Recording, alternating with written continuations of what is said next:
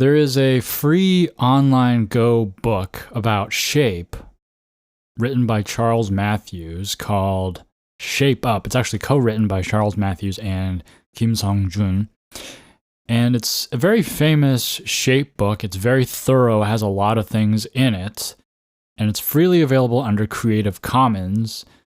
But I never got around to reading it because it's an online book. It's an ebook. It's just on my computer, and I don't have enough space to put a Go board next to my computer or study. I don't know. It just doesn't feel like I can get into it if it's just on my screen. I don't have like an iPad or a Kindle or anything that I can use at this moment. So what I did was I actually, I thought of printing it, just like a, regular printout at Staples or something like that. But I thought, well, this is a quality book that was published with formatting and stuff like that. So I thought, why not actually print it into a book format? And Barnes & Noble actually has a self-publishing website where you can get prints of books for fairly cheap. And you don't have to have it distributed on a store or anything. You can just print it for personal use. And it actually cost me for a paperback $10 total, including shipping, which is pretty great. The thing is that I designed my own cover for the book. So I'm the only one. If you ever come to my Go library and you look at this book called Shape Up, you look at it and you look at the cover and you're like, I've never seen this published copy. That's because it's the one that I designed and made for myself, one copy only. But I have the copy of Shape Up printed. I'm pretty happy about it because I took photo. I went all out, not all out, but I kind of wanted to make it look nice. I took photos of my stones in table shape and, just kind of did a little designing there. Nothing too fancy, but I'm pleased with the result, and I will get to it when I can. As you know, I've been kind of into the fundamental, I always get the titles mixed up, Lessons in the Fundamentals of Go. So that's kind of what I'm reading right now. The thing about reading any Go book is certain parts you can just be in bed and read through certain parts and just absorb the knowledge. But then comes a certain diagram that you really would benefit playing that out on a board. And then I kind of get stuck there and I'm like, okay, well, I want to put this down until I get a board. And then I put it down for a while and I don't get back to it. So I want to get back to it. But welcome to Starpoint. You're the show about Go for Go fans away from the board. A couple announcements before we get started on today's content. Join the Discord. Last week I announced that there is a Starpoint Discord, and I announced that near the end of the episode. If you didn't catch that, just wanted to make another announcement here at the beginning to join the Discord. The link will be in the description. There are some lovely people who have trickled in. It's pretty cool. I have no idea what I'm doing running a Discord, but I thought I'd make a little space for Starpoint listeners to talk about Go, study together, find matches, and things like that, submit listener mail, And then as people join more and more, I'll look into adding more functionality to it. But it's right now it's really bare bones, but if you want to connect with other Starpoint listeners, that's a great place to do it, other than the YouTube comments and things like that. Another announcement, the show will be taking a break. I will be taking a break. And Starpoint will return with Season 3 on September 15th. This isn't the last episode. Next week's episode will be the last episode of Season 2. So I will see you then. I will remind you guys again then. But in the meantime, Season 3 will start September 15th, and I'll be taking an extended leave. Today's episode, I wanted to give a little lecture that's been brewing in my head. Now, I've actually done a video on this on my YouTube. I believe it's called How to Start on 19x19 or something like that. It's a 10-minute video for people who are overwhelmed by the 19x19 board. And I think it does a good outline of what you might want to do when you start on the board. But I have been thinking of this approach to teaching people about how to play on the 19 by 19. And it's been kind of in my this analogy and metaphor and way of teaching Go has been in my head for a while, although I haven't like fully outlined and written it out very much. I wanted to share it with you guys. So, I mean, this may not apply to everybody.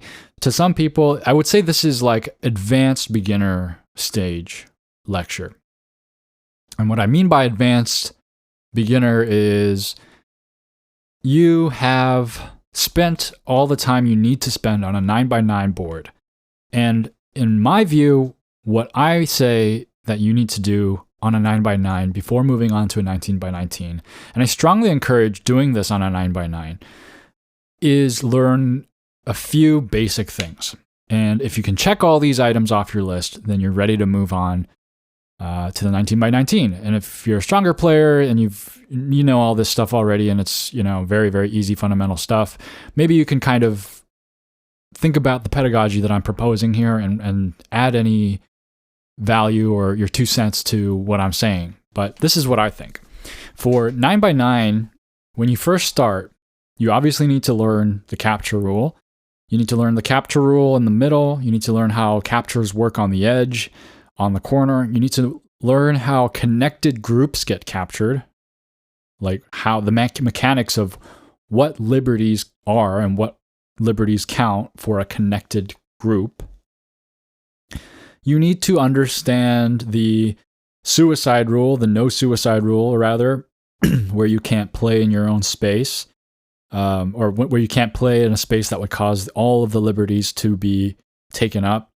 You need to understand what ladders are. You don't need to understand ladders to the point where you can read every ladder perfectly. I can't do that. But you need to know that that's like a thing. That's like you need to have seen a pattern of the ladder. Like you need to kind of know how to set up the basic ladder. You need to, I would say that, yes, 9x9 is still the place where you need to learn what an eye is. And by learning what an eye is, by extension, you should understand why it takes 2 eyes to live. You should be able to come to that conclusion naturally just by understanding the suicide rule and what an eye is, and then you should be able to figure it out. Although you don't have to like figure it out all on your own, someone can tell you, but basically you just have to understand that.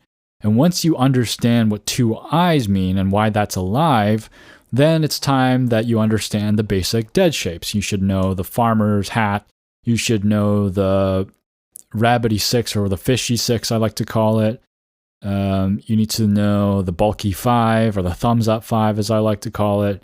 You need to know how to kill a group with 3 spaces, how a 4-space group lives, and those very fundamental things.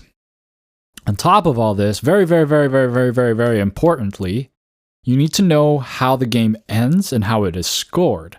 This is one of the biggest reasons why you shouldn't go to the 19x19 yet if you don't know how to score. Because the 19x19 takes such a long time and then you only score once. And if you screw it up that one time, it's like, it's going to take a year for you to get to that next time to have your second lesson in how to count and score. So you need to know how territory is counted to be able to do that, right? So, people say Go is a simple game, but look at all this stuff that I'm saying that you need to learn on the 9x9 before you even get to the proper game. But you need to know how points are scored on the board. I think I mentioned in the hot take episode a long, long time ago that my opinion is that I think that the Japanese rules actually are more intuitive than the Chinese. I know a lot of people are proponents of the Chinese rules for teaching beginners. But my take here is that I think that the reason why I think Chinese rules might make it a little more complicated is the fact that you have to count the spaces and the stones taken up on the board. I think that adds a level of confusion because it's not as distinct as like the spaces you surround are your points and the stones are just kind of the borders. Whereas if you have the stones there, it's like, I don't know, it feels like to me, it doesn't feel as intuitive. I guess maybe I'll leave it at that. And the other side of the thing is that in Chinese rules, you don't really care about prisoners. And yet, I mean, obviously, getting prisoners, whether you're playing Chinese rules or Japanese rules, is a good thing and should make you feel good. But in Japanese rules, those are literally points that you use, which I think when you're a beginner, you're very fixated on prisoners. And I think that's a natural way to teach people like, hey, the points here that you surround, these empty spaces, are your points. And then the things that you capture are also your points. I feel that's a little more intuitive. I'm sure many of you may disagree. But anyway, moving on. I think I covered everything that I think that you should know on the 9x9. Oh, you need to know what a ko is. You need to know what ko is. You don't need to know every complication that can arise from ko. You need to know what a seki is. And yeah, again, how to end the game. I think that's one of the biggest things. But if you know all of those things, then you're ready for 19x19. Now, I may be forgiving for a couple of things, like maybe you don't know what a seki is. Maybe you're not 100% confident with the dead shapes. I kind of get it, because you can go back and review that later. But the 9x9 is really the place to learn all that stuff, because you'll be able to encounter them far more frequently than on a 19x19. And being able to encounter them so frequently, you'll be able to learn quickly how they work. And when you face them on the 19x19, you'll already have that experience under your belt, and you'll be focusing on the other stuff instead of trying to learn basic mechanics on this huge board. Okay, I think I covered everything I think that you need to know on a 9x9 before moving on to 19x19. But if you're this player who has mastered all of the mechanics and you know all that stuff, if you don't know all that stuff, it's time to go and study and make sure you figure that out before you move on. But if you know all that stuff, then you have this whole 19x19 grid that is crazy, right? It's huge. I mean, you can maybe try to ease into it by going to 13x13. I would say just jump to 19x19. That's my opinion. When you go to the 19x19, you're going to be very scared, probably. You're going to have no idea what to do very quickly. And so this lecture is kind of how to frame that whole experience of Go to make sure you understand what's happening. And I think there are definitely parts of this lecture that would have helped me as I was a growing double-digit queue. But essentially, if you've played any 19x19, I'm sure you'll know some of this stuff. But some of this might be new to you. But the first basic thing that you learn is corner, side, center, right? Place your stones in the corners, then the side, then the center. Which is valid logic, and you should understand why, right? It's about efficiency. You're able to surround more territory using two edges of the board in the corner with fewer stones, and then second place goes to the side, where you get to use 3 walls of stones to surround territory, and then you have one wall of the side of the board, and then you have the center, which is you surround the entire thing. But after that corner, side, center thing, not a whole lot of guidance is given, and it can be very overwhelming for new players to move to the 19x19. Introducing the analogy that I had in my head, it starts with scattering seeds. So think of your Go stones as seeds, and the Go board as a field. And you're trying to plant your seeds so that your seeds have the best chance of growing in the best conditions possible, and your opponent is doing the same thing. The only thing is that this board isn't like a grid of a field as you would normally look at if you looked at the board just as it is. The board's dimensions are a little warped. The outside of the board, the first line as we call it, the outermost border, is the underground, the deepest beneath the surface area of the earth. And the middle of the board, the tengen, the central point, is the highest of the heavens. Okay? So we're kind of looking at this weird, warped image, like almost as if you're laying down in the field and looking straight up, and all of the peripheral vision around you is the ground, and then the middle is just the middle of the sky, kind of. Okay? It's like you took a cross section of the earth and then you wrapped it into a square. You guys following? Maybe? Okay, so if the down, let's say, down is the outside and the up is the middle, then there's got to be a place along the sides where there's like good earth. Okay? The first line is like bedrock, the outside, the outermost line of the board. That's like bedrock. It's like not good for soil, not good soil. It's not good for your seed. Your seed will have no access to the sun and will not survive in that area. The middle is the sky. That's as if you just kind of had your seed floating in midair.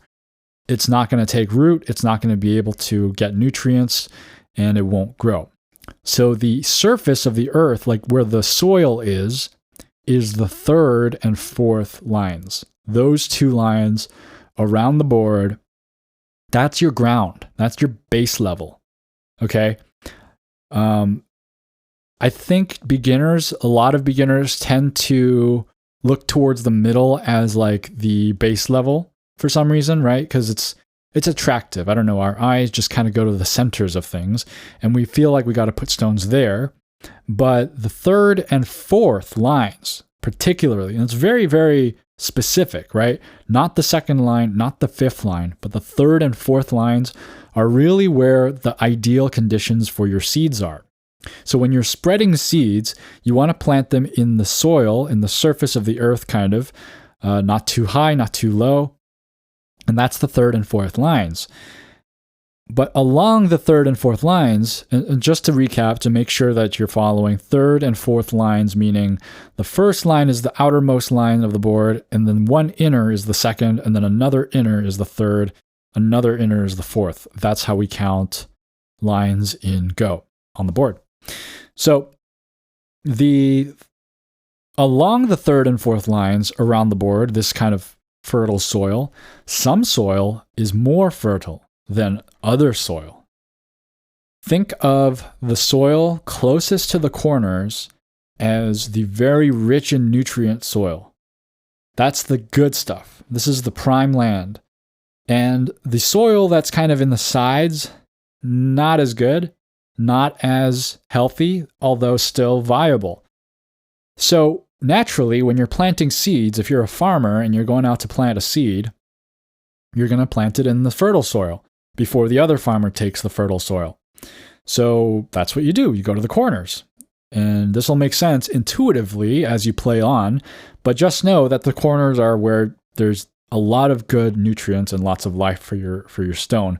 And you'll notice that it's easier to have your stone thrive there. So by that logic, you can actually get pretty specific. If you're looking at the third and fourth lines and you want to play in the corner, you can use any combination, but this leads to playing the 4-4 and the 3-4, right? Because if you play fourth line, and the 3-3, forgot 3-3 is also included. So you can play on the 4-4, you can play on the 3-4, and you can play on the 3-3. And those are just coordinates. Because I guess this is a lecture kind of aimed at advanced beginners. I want to maybe make sure I am speaking with clarity here. When I say 4-4, that is a coordinate system that we use in Go. It's a Cartesian coordinate system, but it's relative to the closest corner that we're looking at. So 4-4 is four lines out, 4 lines across, 4 lines down, right? So 4 lines across, 4 lines down. 3-3 is 3 lines across, 3 lines down. 3-4 is kind of like 4-3 is the same as 3-4, but we just usually say 3-4, whether it's on one side or the other. But you play a 4-4 point, a 3-4 point, or a 3-3 point, and you'll be golden. Okay? Those are all viable moves. Now, there are more viable moves than that.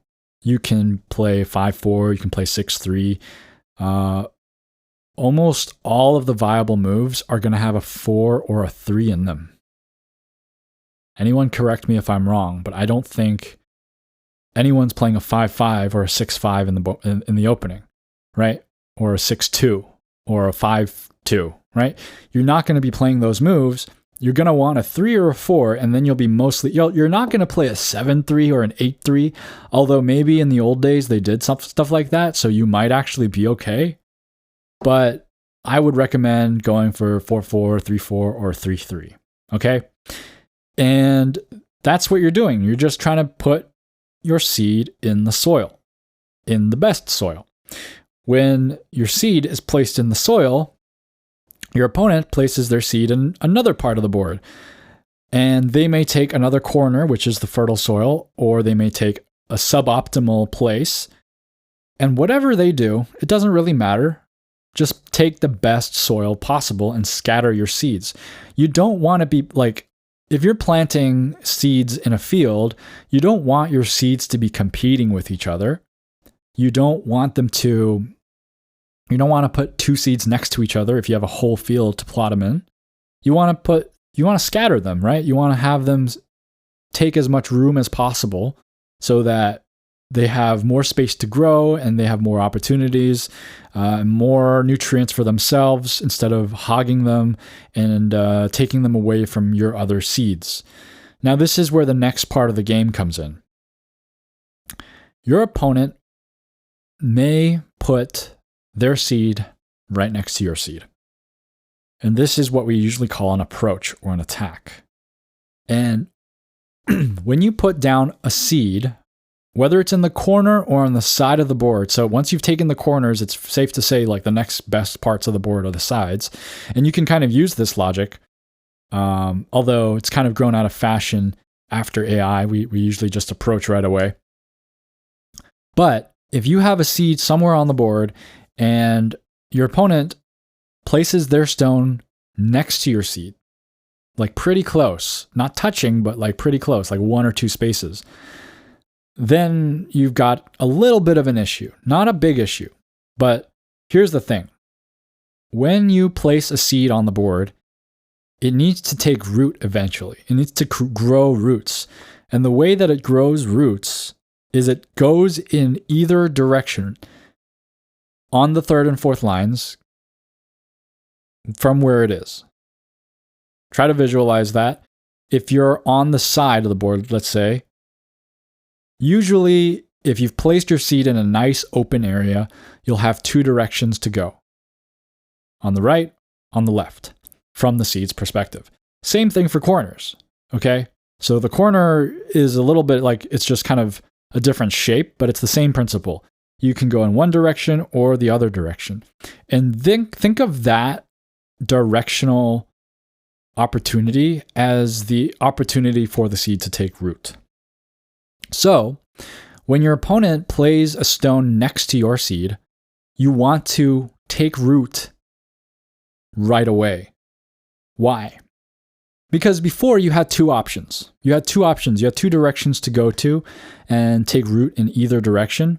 But now your opponent has taken up one of those options. And so what's going to happen? When they take the other option away, you're not going to have anywhere to lay down your roots. You're going to have to go up or down, which is not ideal because you haven't anchored yourself to the earth. So when somebody approaches your stone, it's best to go the other way. And so that looks like backing off or creating a base. Okay? But all you need to know is you need to take like 1 or 2 spaces from the seed stone that you put down and put down another friend stone there. And then your stones have consider your stones to have taken root in the earth. Okay? And that's kind of the second stage of evolution that you want for your seeds, is a base is what we call it. So if you hear anybody talking about a base, it's usually an extension of some sort from one side or another, one or two spaces, usually two spaces. The most basic base shape along the side is like 2-space extension, and the most basic base shape in the corner, we don't even call bases, but I think functionally they're kind of the same thing. They're enclosures, and they're usually Knight's Move enclosures, but if you started with a 3/3, they may look like a large knight. If you started with, I guess even a 4/4 or a 3/4, they may look like a large knight, or they may just look like a 1-space jump, depending on what kind of enclosure you want. But those are all going to kind of function in a similar way. And some of them will be easier to use than others, but the essential principle, and this is why I believe that the long-forgotten Joseki, the 4/4 Joseki, really should be continued to be taught to beginners, because it's like a microcosm of what Go is all about. And this Joseki I'm talking about is when someone starts on a 4/4 point, and then the opponent approaches with a Knight's Move approach. And so in our analogy, they have taken away some potential and some of the resources of the fertile soil and an opportunity to take root. So what does the original player do? They take root in the other direction before that direction is also taken up, and they do that with a Knight's Move as well. Then what the opponent does, and this is a valid move too, the opponent also has like a limited option, right? So the opponent has attacked and taken up space from their opponent, but now they've also placed a stone where they've kind of handicapped themselves in the fact that they don't have two directions to run. They only have the one, because they by nature have put their seed next to another seed. So they can back off and make their own base or take root themselves. But in this Joseki, they actually slide under with a Knight's Move. And this is like an aggressive plant. This is a plant that's kind of seeing that your plant has taken root and then saying like, you know what, I'm going to put my roots under your roots. And I'm going to start digging you up out of the sand or the soil. And so naturally, the response there is to play the Kosumi and block that stone from digging in further so that you have your nice rooted space. Because what's the point of laying down roots, right? If you put down roots, whether it's an enclosure like a Knight's Move enclosure or a side 2-space extension, if your opponent's able to go underneath and put a whole bunch of stones down there, then your roots are kind of shallow and they don't reach anywhere. So that space underneath, you need to consider that as the actual root space and the nutrients that your plant is getting. And so after the opponent decides to try to dig underneath and take your root space, you block them with the Kosumi. Then the opponent says, okay, I can't dig any further. This is kind of getting nowhere. So I'm going to take better healthy root outside in my own direction. Takes a 2-space base there. And then boom, that's the Joseki. You have two very healthy plants. Sometimes, so this is kind of the ideal situation. You're going to face things that disrupt this balance of nature on the Go board very quickly. And that can come in a number of ways. And one of those ways is somebody attaching to your stone randomly. And you're going to have to learn how to deal with that. But at least having a picture of the roots and what you're trying to do should give you an idea of what you're trying to do with that stone and what you need to do to respond to that. But what is the next step after your stones have taken root? Well, you can kind of get a hint at the next step by analyzing another bad situation. This is when, for some reason, you have not taken root in either direction. Your opponent has taken one of the directions and you, for some reason, did not respond. And there are many reasons that you may not want to respond, and you may want to play other places, and that's a valid thing to do. And you'll see that in professional and high-level games, people do that all the time. They don't actually necessarily respond and take root. But as a beginner, you definitely should try to do that as much as possible, because you're practicing the fundamentals and you're understanding why we play certain moves.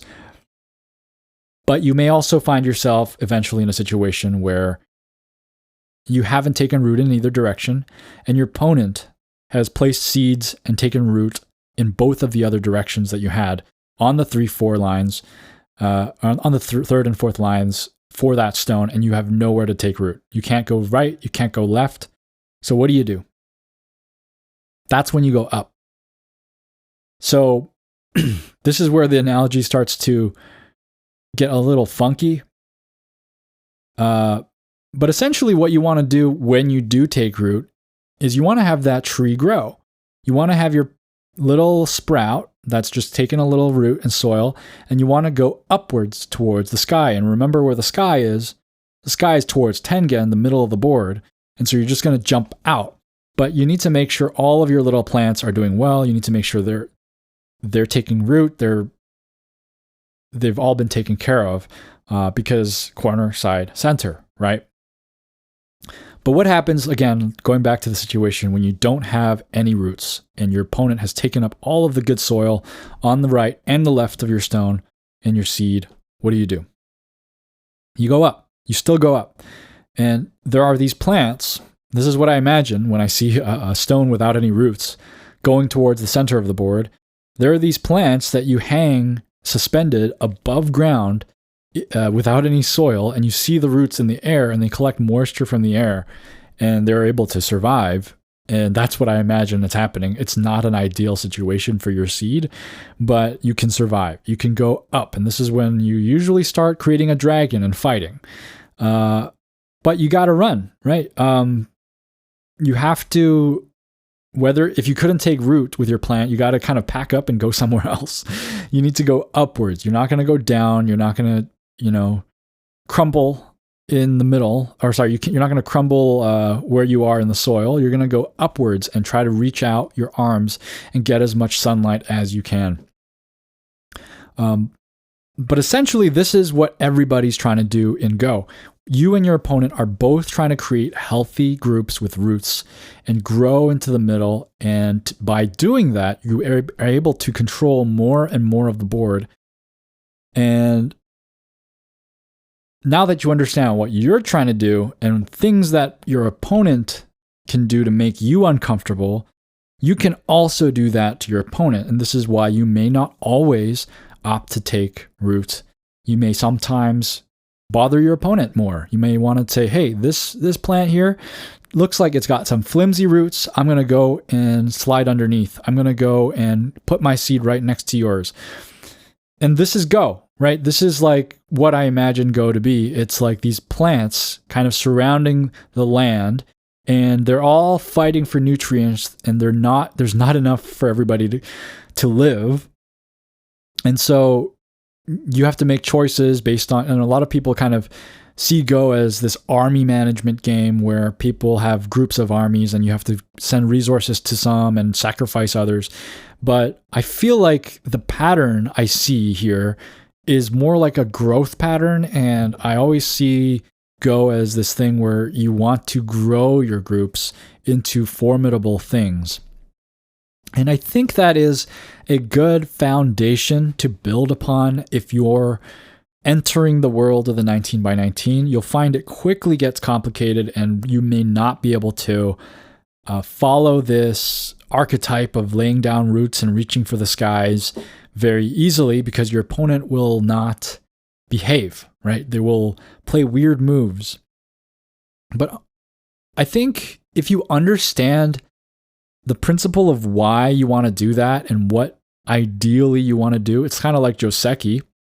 Learning Joseki, you learn the Joseki, but then your opponent will play something crazy and you won't know what to do because that's not part of the Joseki. But I think the player who knows the Joseki has an edge because they've studied somewhat what's supposed to happen, and maybe if they understood the values of what's supposed to happen, they can kind of grow in a better pattern than their opponent. So I hope that analogy, if that's something that you're struggling with, helps. I think the third and fourth line tip is very, very key. I see a lot of beginners and a lot of newer players playing stones kind of like in random lines that are like way too high or way too low. I see that all the time. And in fact, you may think this is very rudimentary and very fundamental, something that only very low, like weak DDKs should review. But I have to admit to you guys that I didn't fully understand this even at like 10Q. When I was 10Q, I remember getting reviewed and I wasn't taking a base. I was like, let's say that my opponent had a stone in the corner. I put my stone next to their stone because it was an approach that I had learned, right? You just approach with a knight's move or whatever, or a one space distance. And my opponent took a base on the other side by making an enclosure or a base, an extension on the other side, as I have kind of explained with the analogy. And what am I supposed to do in this analogy? I'm supposed to go back on my side and take root with that seed. But I didn't. What I did was I started smothering my opponent. I tried to, it's like you have two seeds. One of them starts taking root, and then the other one, instead of starting to take root, starts to try to sprout leaves over the other one to try to shade it. What's going to happen to that stone? That stone has no nutrients from the soil. It's got no roots, and it's just going to wilt. And the other stones are strong because they have roots, they have a base. They're going to just grow and just throw you to the side. So what was I doing? I was doing an attack before I had any roots. And this was at 10Q. And I just got to say, like, I thought I understood what bases were at 10Q, but I didn't. So hopefully this helps somebody. If it was very, very easy and very boring, I'm sorry. But I'd also like to know how other ways that you have approached teaching beginners these concepts and what you thought of this analogy, and whether there are other analogies out there that work better or just are interesting to talk about. So after your stones have taken root and have been fighting for soil and they're growing towards the center and they start branching out into all these glorious patterns, they start strangling each other and wrapping around each other and knocking each other's fruit and covering each other so that they don't have sunlight and digging into each other's roots and doing all this crazy stuff. That's what Go is to me. It's this competition of living things, and they're just getting overcrowded and overgrown until it's just over and everything is done and there's nothing left to do. That's what Go feels like to me. It's time for the DDK Advice Corner, and the tip of the day is hone your spidey sense. So when you get a bad result while you're playing, try to make a mental note and call back to the kind of shape, kind of situation that led you to that bad result. Just try to make mental notes of different shapes and situations and patterns, and just be very attentive to that. And remember, so that next time you can kind of feel that you've experienced that and you have this new sense and awareness to go kind of like, oh, I feel something dangerous coming, and you can kind of alter your course and learn that way. So hone your spidey sense, pay attention to what your intuition is telling you, and store that information for next time. It's now time for listener mail. Sadaharu writes, it's definitely not easy to start a club, but having a club where people can meet and play freely is great. I know a person who holds this kind of gathering on a weekly basis at a cafe, and many beginners come frequently too. There are way more such gatherings for chess, and the scale is much, much bigger.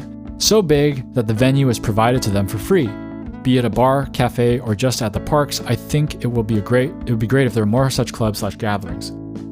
I agree. I think that what would be most exciting is gatherings that really, really engage with newcomers and new players, rather than people who have already found Go, but an outward-facing club that invites people to come in, and an inviting environment kind of club. I would love to see more of that, because honestly, Go needs to be spread and known by more people, because I think the people who know about Go and get into it really appreciate the beauty already. But we want more people to get into it. You never know who's going to get into it, and I think there are a lot more people out there who would appreciate this game that just don't know about it. Thanks for writing in, Sadaharu, as always. Banana Quark writes, when my kids grow up a bit more, I will definitely start a club. I live in Germany in a tiny village somewhere, and there's no club in 100 kilometers radius around me. Hey, do you guys have a Paduk Club in Germany? I wonder if that works as well over there. I'd love to know about your experience doing that. I guess maybe years down the line. And I think that's the perfect time to start a club when you don't have a club like anywhere around you. Then it's like, oh, that means you really should start a club so that people can come together, play Go. The question of the week this week is, how do you see the board? Is it a gardening game kind of thing? I would say maybe not a gardening game, but like a forest junk. I don't know what I'm saying. Or do you see it as a war game or something else completely? I'd love to know how you see Go and what kind of feelings it gives you as you play. So if you want to share your thoughts on that question, by the way, that question, this listener mail of this episode, typically I read the listener mail 2 episodes down the line, so I will cover it in episode 1 of season 3. So I'm sorry if you expected your comments to come into the listener mail soon. It will not be soon. It will be in 8 weeks. But I'd still love to know, and I will still get to it. So if you want to share your thoughts on the question, or if you have a Go story to share, or have a question you want to ask me, leave a comment where you found this episode, or email me directly at startpointpaduk@gmail.com. That's startpointbaduk@gmail.com. If you're a YouTube listener, I'll greatly appreciate a like and a subscribe. If you're a podcast listener, reviews and ratings also help. A special thank you to James B., Tristan, and Jeff H. for supporting Starpoint, and a very, very special thank you to Adam M. for a very generous donation to the Starpoint cause. Thanks so much, Adam, for your support. And if you want to support the show in any capacity, you can go to ko-fi.com/starpointpaduk. That's ko-fi, or check out the Starpoint store at store.starpointpaduk.com. You know why Go players tend to stay away from beehives? Most people tend to stay away from beehives, but Go players in particular, because there's death in the honey. Thanks for listening, everyone. Keep playing Go.